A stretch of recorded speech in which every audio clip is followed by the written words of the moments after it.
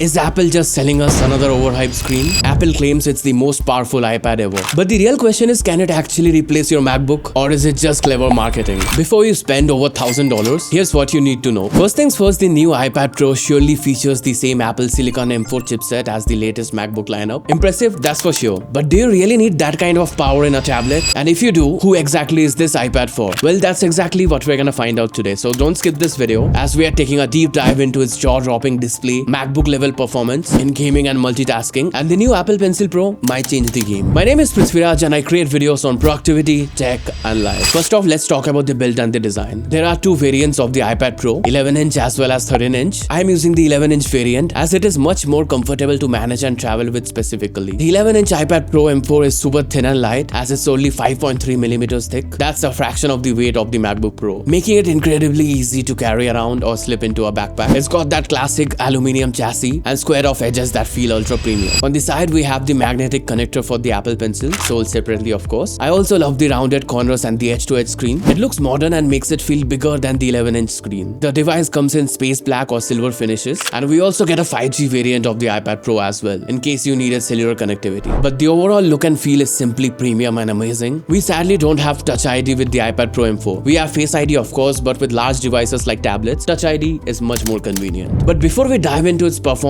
let's talk about one of the most important aspects of any tablet, and that is the display. One of the biggest highlights of the iPad Pro M4 is the 11-inch Ultra Retina XDR display. Apple calls it Tandem OLED. It comes with insanely good colors and brightness. It has a resolution of 2420 by 1668 pixels, so text is razor sharp and the images are crisp. Plus it features a ProMotion display with a screen refresh rate of 120Hz, meaning scrolling through apps and the pencil input will feel buttery smooth. The brightness of this display is insane for a tablet, with up to 1000 nits for standard content and a whopping 1600 nits for HDR content. Even on a super sunny day, I can still see the screen easily outdoor. Watching HDR videos on Netflix or editing photos on Lightroom shows off vibrant color and deep contrast. For example, the blacks look truly black because of the mini LED backlighting. So watching movies or playing graphics heavy games is a treat. And with the white P3 color gamut and true tone, it's great for creative work. Your drawings and edits will appear very close to how they should look on a professional monitor. You of course won't be facing any issues binge watching your favorite content on Netflix and YouTube. Along with that, we get super high color accuracy for professional photo editing or even color grading for that aspect. I've been editing videos on DaVinci Resolve on this device. I'll be sharing my experience in a moment. But before that, if you're finding this video fun, then please consider hitting that subscribe button and I'll keep bringing you more such videos. Let's not forget the sound. Despite its slim profile, the iPad Pro M4 has 4 speakers, 2 at the top and 2 at the bottom, providing a stereo sound experience. In my testing, music and movie sound is full and clear. There's noticeable bass and a wide soundstage for such a small device. Compared to most tablets, it's loud enough to fill a small room, and it supports spatial audio if you are watching supported content. I binge watched some Netflix and YouTube at home, and the combination of the bright XDR screen and those speakers made it really engaging. There's no headphone jack though, as expected. This addition would have made it a lot more special for music producers and audio engineers alike. Being a music producer myself, I'm not really a fan of Bluetooth headphones for mixing audio. We need to be coiled up in cables to mix good audio. Now the big question, how fast is the M4 iPad Pro? And can it really match the levels of MacBook Pro M4? Let's talk about the real star of the show, the Apple M4 chipset. Wait till you see its gaming performance, it blew my mind. Inside this thin slate, we have the Apple Silicon M4 chipset, the same generation chipset used in the 2024 MacBook Pro and the Air models. Apple's spec sheet shows us that it has 10-core CPU and 10-core GPU, actually 9-core CPU based on configs, and 10-core on the higher storage variant, plus a 16-core neural engine. We get 8 gigs of RAM on the 256 and 512 gigs variant, and 16 gigs of RAM in the 1TB and 2TB variants. In real world terms, that is a desktop class SoC. Here are the benchmark scores on Geekbench, and as you can see, it's simply off the charts. In everyday use, it flies. Apps like Lightroom will open the photos instantly. Procreate almost never lags even after thousands of layers, and I could easily multitask between Safari, YouTube, and my notes without major slowdowns. Even while editing video clips on DaVinci Resolve, or rather doing some ProRes compression, felt surprisingly smooth, much like using an entry-level MacBook. I did notice that super heavy tasks like exporting 4K video with tons of effects took longer than my M4 MacBook Pro, but that is mostly because of the software optimization, as macOS is built for that. Although the iPadOS 26 is gonna improve a lot of things, we are gonna talk about the software aspect in a moment. But for most things a casual user or creative would do, editing photos, multi-window multitasking, live streaming, the M4 is more than enough. In comparison to the MacBook Pro, the short answer is the performance is on par. Since they share the same M4 architecture, raw CPU and GPU benchmarks are very similar. However, the iPad is more thermally limited, so sustained loads can throttle slightly. On the flip side, the iPad has the advantage. It is drastically more portable and has that touch and pencil interface. And if you get the Apple Magic Keyboard, then you can use it as a proper laptop-like setup. Speaking of the software, some major trade-offs are you won't be getting macOS. The iPad runs on iPadOS, as you might know, which has many apps but isn't the same as desktop software. For example, there is no Xcode for hardcore coders out there. This one is currently running on the iPadOS 18, but after the iPadOS 26 update, this could be huge, as we are getting a proper menu bar, and this will make it super helpful for professional work and will give us a very similar experience to that of macOS. I previously created a dedicated video on the new iPadOS 26. You can check that out if you're interested. The new multitasking options will surely help you make the most of the raw power. We'll be making an updated video once iPadOS 26 rolls out officially. Speaking of the battery life, the iPad Pro M4 has a 31.29 Wh battery inside, which is roughly around 8160 mAh. Apple rates it up to 10 hours of web and video playback. In my experience, that's about right. I did a full day surfing, editing photos, drawing, and streaming some music, and by the end of 10 hours, it was down to about 20%. If I were just watching videos or doing live tasks, it could easily hit a full 12-hour day. Apple includes a 20-watt charger, which is fine but not super fast. You'll be able to use any USB Type-C PD charger up to 65 watt if you want faster top-up. Since it is USB Type-C, you can plug in accessories like an external SSD, and it worked well immediately on the Files app, which is very handy for transferring files. You could connect it to a Type-C hub or even an HDMI adapter. Also, after the iPadOS 26 update, we will be able to add folders into the dock, so that can come in if you're a video editor. You can keep your assets folder always available on the dock. Alright, now let's talk about gaming, because I know a lot of you are wondering, can the iPad Pro M4 actually game like a beast? The short answer is this thing rips through games like butter. It's basically laptop level power in your hands. I fired up some of my go-to titles like BGMI, COD Mobile, Asphalt, and even GTA Vice City. And let me tell you, everything ran at the highest settings with zero lag, buttery smooth frame rates, and no real overheating. I was literally maxing out the graphics, and even after a 40-minute session, the iPad was just barely warm. And because of the 120Hz ProMotion display, even the menus and the animations in game feel super fluid. It really adds up to the overall experience. So yeah, if you're a Candy Crush warrior or a hardcore FPS grinder, the iPad Pro is more than ready for both. In fact, it might just spoil you for anything less. Now let's talk about the cameras a bit. The iPad Pro M4 has a 12-megapixel wide camera and a 12-megapixel ultra-wide front camera. The front camera is center stage capable, which means when you do video calls, FaceTime or Zoom, it will automatically pan and zoom the camera to keep you centered. So this is the front camera sample of the iPad Pro M4. It's quite a cloudy day today, and this is kind of in a low light environment. Still, it's really awesome, as you can see. And even though the camera is not really at the center, it still feels as if I'm looking straight inside the camera thanks to the center stage. And also the audio quality of this camera is really nice. But overall, you won't be facing any issues attending meetings, video calls, and stuff like that. Let's have a look at some real world use cases on how this thing can benefit us. GoodNotes 6 Apple Notes to do its Notion.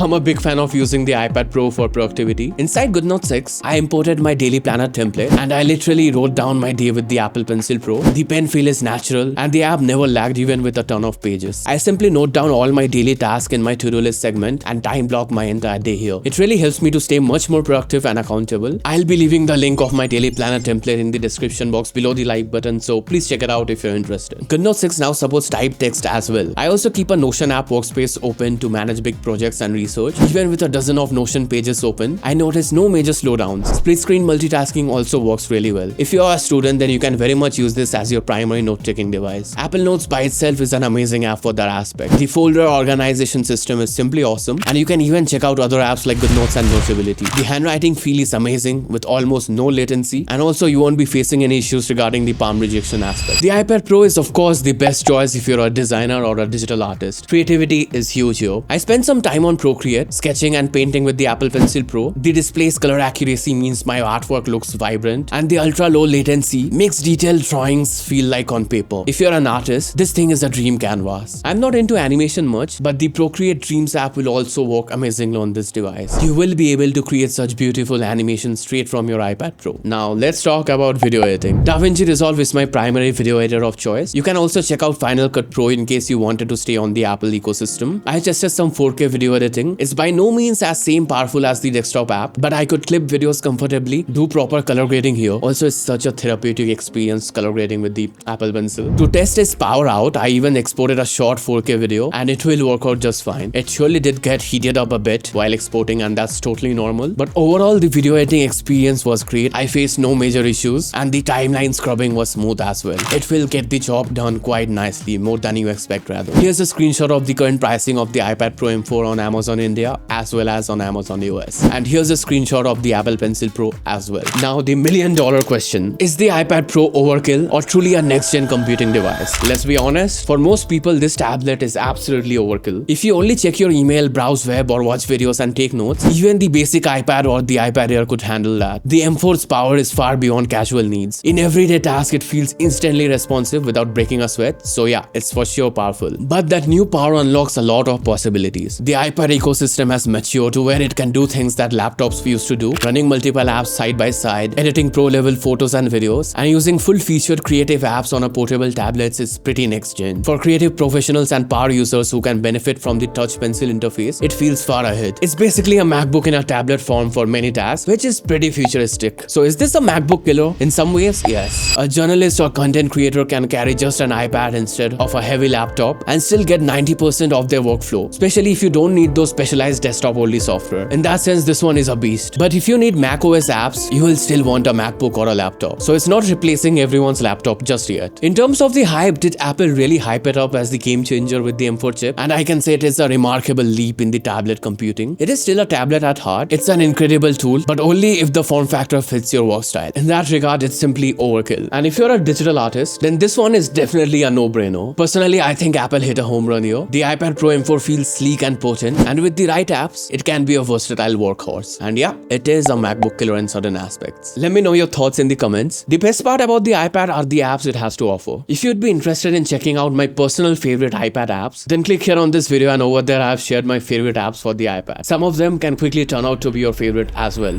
See you there.